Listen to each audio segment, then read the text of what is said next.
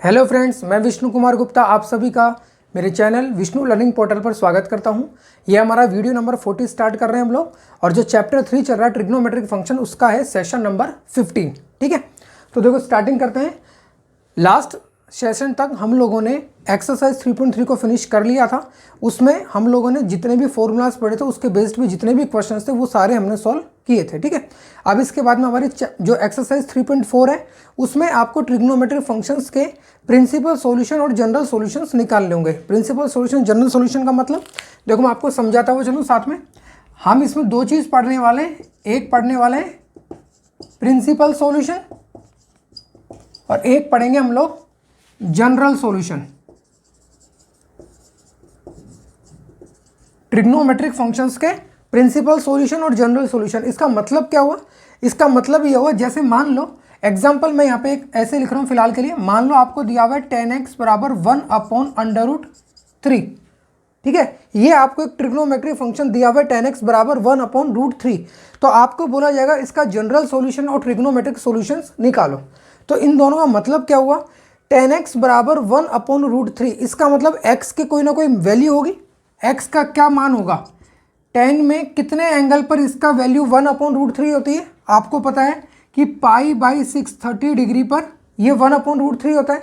पर क्या x की वैल्यू केवल π/6 रखूंगा तो ही अपन को 1/√3 मिलेगा? इसके अलावा और कोई ऐसा x एग्जिस्ट नहीं करता है। जैसे एग्जांपल 7π/6, अगर मैं 7π/6 रखूंगा तो भी इसकी वैल्यू क्या आएगी? 1/√3 आएगी।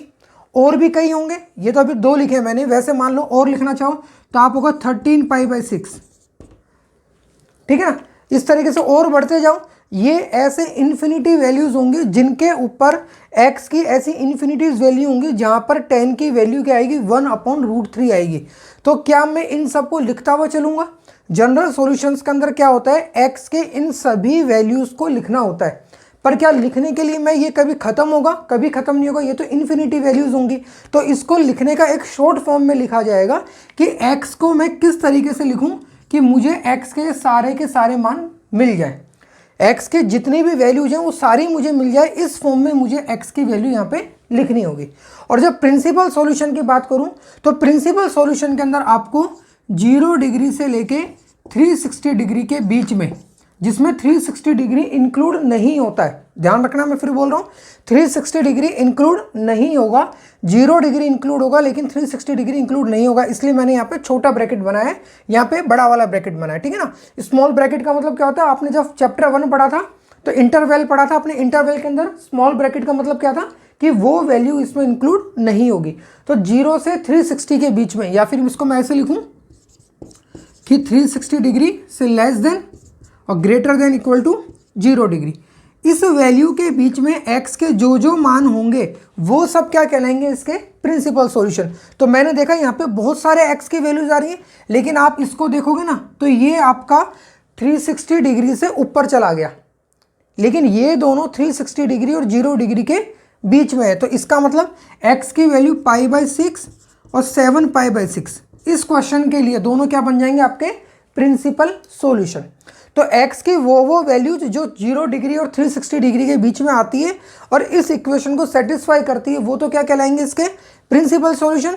और जो 0 डिग्री या 360 डिग्री की जो बाउंडेशन है उसमें नहीं आते हैं, अपन को सारे के सारे मान लेने हैं, सारे की सारी वैल्यूज लेनी है, चाहे वो पॉजिटिव साइड हो या वो नेगेटिव साइड हो, सारी की सारी अपन को लेनी है। वो क्या कहलाएंगे? इसके जनरल सॉल्यूशन। तो ये हम 3 चीज़ों के पढ़ेंगे, 3 ट्रिग्नोमेट्रिक फंक्शंस के पढ़ेंगे, साइन का, कॉस का और tan का।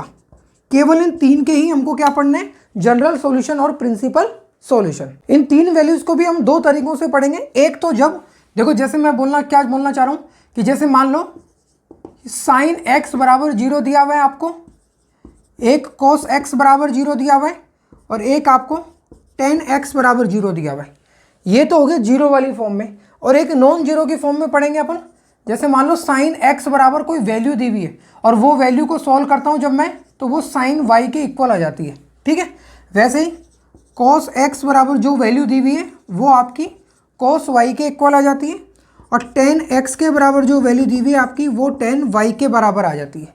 इन 6 तरीकों से हम इसको पढ़ेंगे, आपका काम खत्म। केवल 6 चीज़ें हमको पढ़नी है, आपकी एक्सरसाइज 3.4 फिनिश। ठीक है, तो देखो साइन एक्स बराबर जब 0 दिया होगा तो एक्स बराबर क्या क्या हो सकता है, आप मुझे बताओ। साइन की वैल्यू कहाँ कहाँ 0 होती है? साइन की वैल्यू 0 डिग्री पर 0 होती है, साइन की वैल्यू 180 डिग्री पर भी 0 होती है, 360 पर 0 होती है। इस तरीके से चलते जाओ माइनस की तरफ भी, माइनस के 180 पर 0, माइनस के 360 पर 0, फिर प्लस में चले जाओ तो आप देखेंगे बहुत सारी जगहों पर साइन की वैल्यू 0 होती है। तो उसको अगर जनरल फॉर्म में लिखना हो तो x बराबर क्या हो जाएगा, n पाई, और यहाँ n क्या है आपका, कोई भी इंटीजर नंबर। इंटीजर मतलब 0 भी हो सकता है, प्लस में 1 2 3 4 5 भी हो सकता है ना, माइनस में 1 2 3 4 5 अप टू इन्फिनिटी तक हो सकते हैं। ठीक है ना, दोनों तरफ आप इन्फिनिटी तक जा सकते हो, +1 +2 +3 up to infinity, -1 -2 -3 up to infinity और 0। तो आप n की वैल्यू इसमें से कुछ भी रखते जाओ यहाँ पे, और x का वैल्यू जो मिलेगी वो आप यहाँ पे जब रखेंगे तो साइन x बराबर हमेशा क्या आएगा, 0। तो जब भी आपको साइन x बराबर 0 दिया हुआ हो तो x बराबर क्या होगा, n पाई, और यहाँ पे n क्या होना चाहिए, एक इंटीजर। ठीक है, वैसे मान लो अगर आपको दिया हुआ है कि इफ आपको दिया हुआ है कि cos x बराबर 0, तो आपका x बराबर क्या हो जाएगा, 2n + 1 pi by 2, 2n + 1 pi by 2। इसका मतलब क्या हुआ, देखो आप इसको 2n + 1 एक ऐसी टर्म है जिसको देख के पता चल रहा है। अच्छा, यहाँ पे n क्या है आपका, इंटीजर। 2n + 1 एक ऐसी टर्म है जिसको देख के आपको साफ पता चल रहा है कि 2n + 1, जब मैं n की वैल्यू कोई भी इंटीजर वैल्यू रखूंगा तो 2n + 1 आपका क्या बनेगा, एक ओड नंबर बनेगा। इसका मतलब पाई बाई 2 का कोई भी ओड मल्टीपल अगर मैं लेता हूं और उस पर मैं कॉस की वैल्यू निकालता हूं तो वो हमेशा मुझे क्या मिलती है, 0 मिलती है। आप देख भी सकते हैं cos 90 की वैल्यू क्या होती है, 0, cos 270 की वैल्यू 0, उसी तरीके से -90 की वैल्यू 0, -270 की वैल्यू 0। आप चाहे प्लस की तरफ जाएं चाहे माइनस की तरफ जाएं, जब भी आप पाई बाई 2 के ऑड मल्टीपल की ओर जाएंगे तो आपको cos की वैल्यू हमेशा क्या मिलने वाली है, 0। इसलिए x इक्वल्स टू क्या हो जाएगा, 2n + 1 पाई बाई 2, और यहाँ n क्या है आपका, एक इंटीजर। ठीक है, तो ये हो गया आपके लिए cos का। लास्ट है आपका, अगर आपको दिया हुआ है इफ tan x बराबर 0, इसको याद करने का सिंपल तरीका, tan बराबर क्या होता है, साइन बटा कोस, तो जो साइन वाला होता है वही इसका बन जाता है। तो x बराबर इसमें भी क्या हो जाएगा, n पाई, और यहाँ n क्या होना चाहिए आपका, इंटीजर। आप देखते हैं साइन की वैल्यू 0 पर 0 होती है, इसलिए tan की वैल्यू भी क्या होती है, 0। तो इसीलिए x बराबर n पाई इसमें था, इसमें भी x बराबर क्या हो गया, n पाई, और n belongs to z। n आपका क्या होना चाहिए, इंटीजर। ये तो हुआ किस केस में, जब आपको sin x बराबर 0, cos x बराबर 0, tan x बराबर 0 दिया हुआ है। अगर मान लो आपको 0 ना देके कोई वैल्यू दी हुई है, मैं वैल्यू का मतलब क्या बोलना चाह रहा हूँ, जैसे मान लो आपको दे दिया कि sin x बराबर 1/2, अगर अब आपको 1/2 दे दिया तो मुझे बताओ 1/2 साइन की कहाँ पर वैल्यू होती है। आपको पता है कि साइन 30 की वैल्यू क्या होती है, 1/2। तो क्या मैं इसको साइन 30 यानी कि π/6 लिख सकता हूँ, तो बिल्कुल लिख सकते हैं, क्योंकि 30 डिग्री का मतलब ही क्या होता है, π/6। देखो इसको जब भी हम सॉल्व करेंगे तो डिग्री में नहीं लिखेंगे, हम हमेशा इसको किस में लिखेंगे, रेडियन फॉर्म में ही लिखेंगे। ठीक है ना, प्रिंसिपल सॉल्यूशन, जनरल सॉल्यूशन की बात करूँ, इसको जब भी सॉल्व करेंगे हम लोग इसकी वैल्यूज को हमेशा रेडियन के फॉर्म में लिखेंगे, डिग्री के फॉर्म में नहीं लिखेंगे। तो साइन एक्स बराबर अगर आपको साइन वाई दिया हुआ है तो इससे x बराबर क्या होगा, जो यहाँ लिखा हुआ था वो का वो आ जाएगा, साथ में -1 की पावर n इंटू वाई, केवल ये और जुड़ जाएगा, n पाई प्लस -1 की पावर n इंटू वाई, केवल ये जुड़ जाएगा। और ध्यान रखना इसमें भी क्या होगा, n belongs to z, n एक नेचुरल नंबर, वो सॉरी n एक इंटीजर होना चाहिए। ओके, वैसे आपको दिया हुआ है मान लो cos x बराबर cos y, तो इसमें x बराबर क्या हो जाएगा, 2n pi plus minus Y, और साथ में n बिलोंग्स टू z। ये हो गया आपका cos x बराबर cos y। ठीक है ना, cos x बराबर cos y अगर आपको दिया हुआ है तो x इक्वल्स टू हो गया आपका 2n pi plus minus Y. ठीक है, लास्ट है आपका, अगर आपको दिया हुआ है tan x बराबर tan y, तो आपको क्या करना है, x बराबर सिंपल है बिल्कुल n पाई प्लस वाई, यहाँ पे भी n पाई है, यहाँ पे भी n पाई है। इसमें केवल y को ऐड किया था और इसमें क्या कर रहे हैं, y के साथ में -1 की पावर n भी ऐड कर दी है, बस इतना सा ध्यान रखना केवल। और यहाँ पे भी क्या है, n बिलोंग्स टू z। तो अगर आपको दिया हुआ है कि tan x बराबर tan y, cos x बराबर cos y और sin x बराबर sin y, तो ये उनके जनरल सॉल्यूशंस है, ठीक है ना। और जब आपको इन्हीं के प्रिंसिपल सॉल्यूशन निकालने होंगे तो आपको ये ध्यान रखना, तीनों के तीनों क्या है, जनरल सॉल्यूशन। तो जब भी आपको प्रिंसिपल सॉल्यूशन निकालने होंगे तो आपको 0 डिग्री से 360 डिग्री के बीच में इनकी वैल्यूज निकालनी होगी जो दिए हुए ट्रिग्नोमेट्रिक फंक्शंस को सेटिस्फाई करती हो। तो इसके बाद अपन स्टार्ट करते हैं चैप्टर जो आपकी एक्सरसाइज 3.4 है उसके क्वेश्चन नंबर 1 से। फर्स्ट क्वेश्चन देखो क्या है, find the principal and general solutions of tan x equals to √3। ठीक है ना। स्टार्टिंग के जो 4 क्वेश्चन है वो चारों के चारों आपके इसी टाइप के क्वेश्चन है। उसमें आपको एक ट्रिग्नोमेट्रिक फंक्शंस दिया हुआ है और उसके आपको प्रिंसिपल और जनरल सॉल्यूशन निकालना है। तो देखो tan x इक्वल्स टू √3, इसको देख के आपको समझ में आना चाहिए कि tan के किस एंगल पर वैल्यू इसकी √3 होती है, मुझे बताओ। tan की 60 डिग्री पर इसकी वैल्यू क्या होती है, √3। तो आपको सबसे पहले क्या लिखना, देखो जो आपको दिया हुआ है वो लिखो पहले। तो it is given that tan x equals to √3।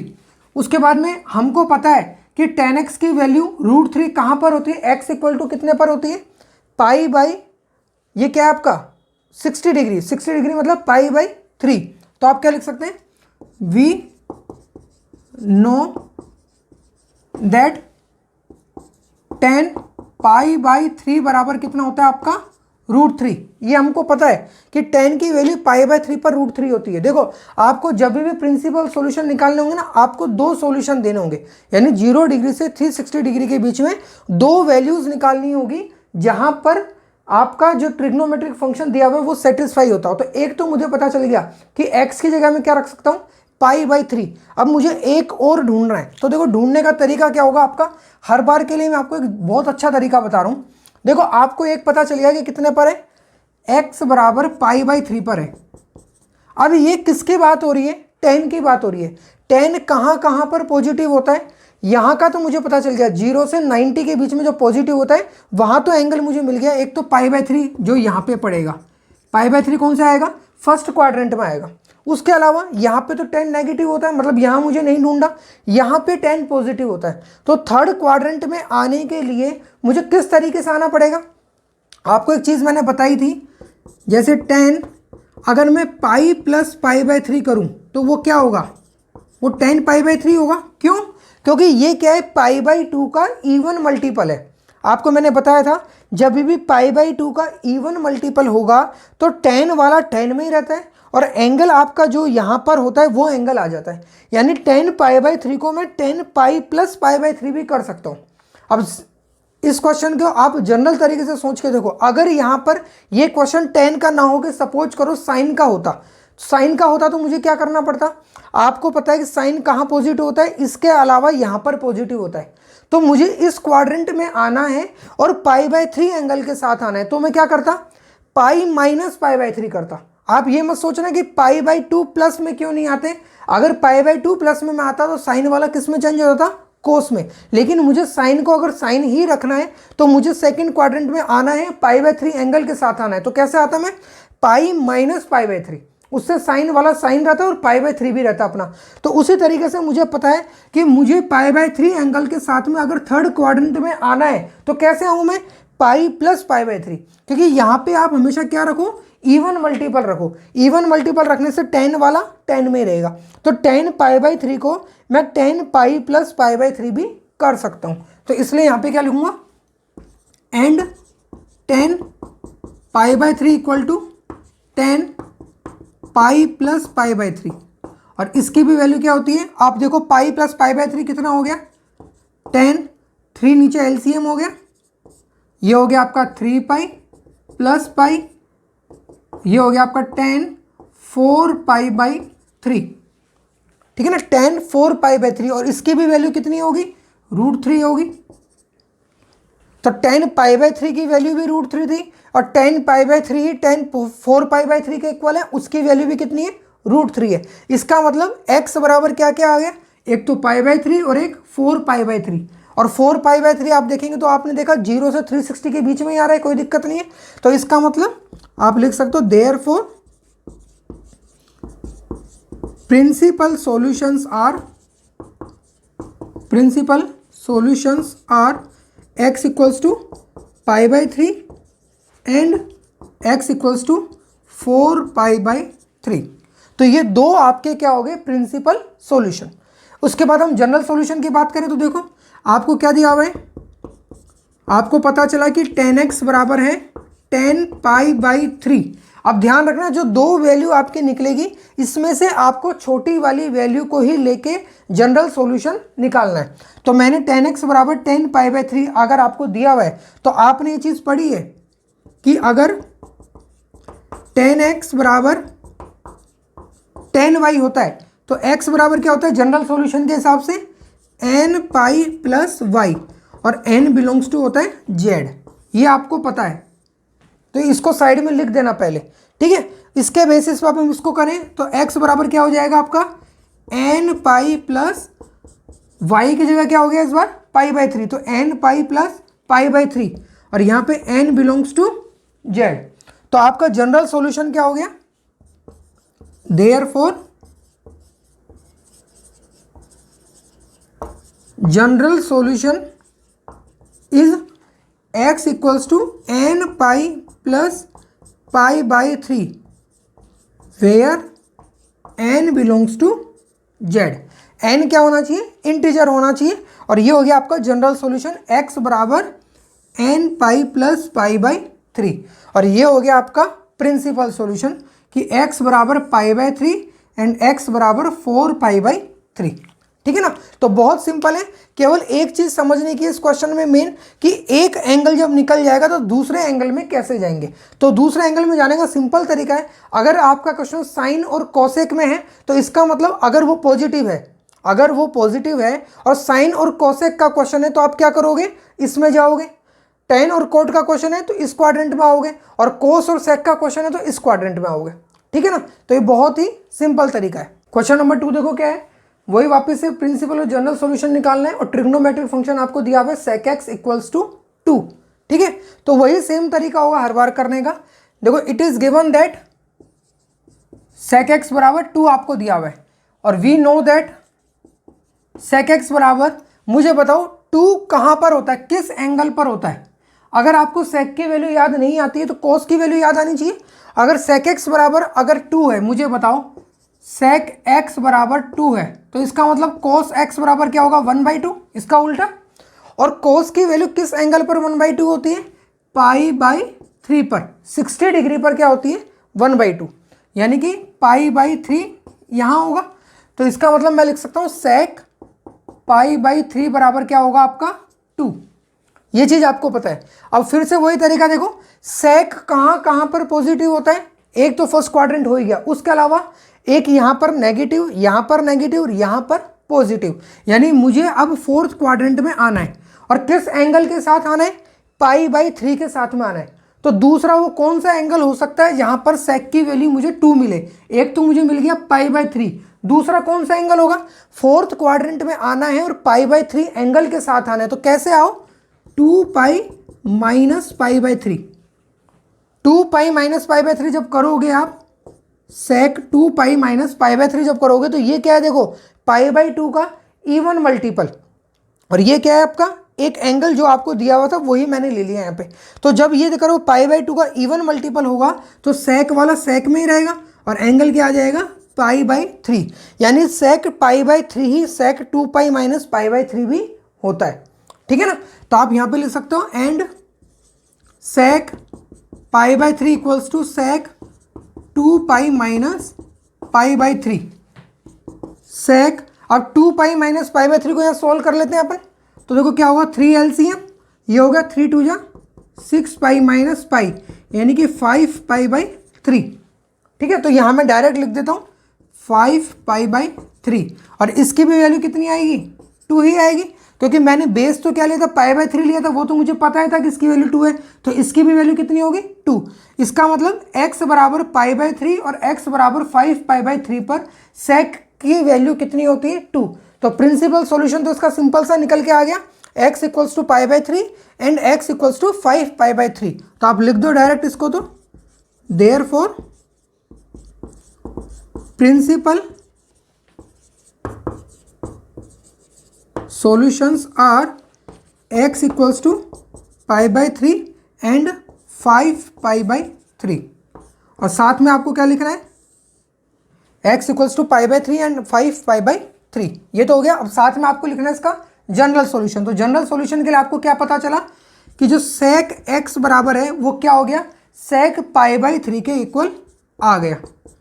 अब मुझे बताओ, जो आपने जनरल सॉल्यूशन पढ़े थे वो साइन का पढ़ा था, कॉस का पढ़ा था और टेन का पढ़ा था, सेक का आपने नहीं पढ़ा। लेकिन सेक को मैं किस में कन्वर्ट कर सकता हूँ, कॉस में। आपने देखा sec x बराबर 2 था, तो cos x बराबर क्या था, 1/2। और ये किस एंगल पर होता है, π/3 पर। तो इसका मतलब अगर sec x बराबर sec π/3 है, तो वैसे cos x बराबर क्या हो जाएगा, cos π/3 हो जाएगा। सिंपल सी बात है, sec x बराबर अगर sec π/3 है तो cos x बराबर भी क्या होगा, cos π/3। तो इसका मतलब इसका जनरल सॉल्यूशन क्या हो गया, x बराबर, जब cos x बराबर cos y होता है तो x बराबर क्या होता है, 2nπ प्लस माइनस y, और y का मतलब π/3। लेकिन साथ में इसके आप क्या लिख देना, जो फॉर्मूला आपने यूज किया है वो साथ में लिख देना ब्रैकेट में। क्या लिखोगे कि इफ cos x बराबर cos y, देन x बराबर क्या लिखते हैं अपन, 2nπ प्लस माइनस y, और n बिलोंग्स टू z। ठीक है ना, ये आप साथ में लिख देना कि इफ cos x बराबर cos y, तो x बराबर क्या होता है, 2nπ प्लस माइनस y, और n बिलोंग्स टू z। तो ये मैंने यहाँ पे भी कर दिया। तो ये हो गया इसका आपका जनरल सॉल्यूशन। ठीक है ना, तो लिख देना यहाँ पे therefore general solution is x equals to 2nπ plus minus y, और y का मतलब π/3, और n बिलोंग्स टू z। तो अब आप इसमें n की अलग अलग वैल्यूज रखते जाओ, आपको x की अलग अलग वैल्यूज मिलती जाएगी। ऐसी इनफाइनाइट वैल्यू होगी जो आपको यहाँ पे मिलेगी। तो इसलिए इसको जनरल सॉल्यूशन कहा जाता है। जनरल सॉल्यूशन कहते ही क्यों, उसका नाम ही जनरल सॉल्यूशन क्यों पड़ा है, कि ऐसा सॉल्यूशन जिसमें मैं अलग अलग n की वैल्यू रखता जाऊँ तो मुझे इसकी इनफाइनाइट वैल्यूज मिलती जाए। तो यहीं पर मैं इस वीडियो को ओवर करता हूँ। बाकी के जो रिमेनिंग क्वेश्चन हैं वो मैं नेक्स्ट वीडियो में कवर करूँगा। Okay bye, take care.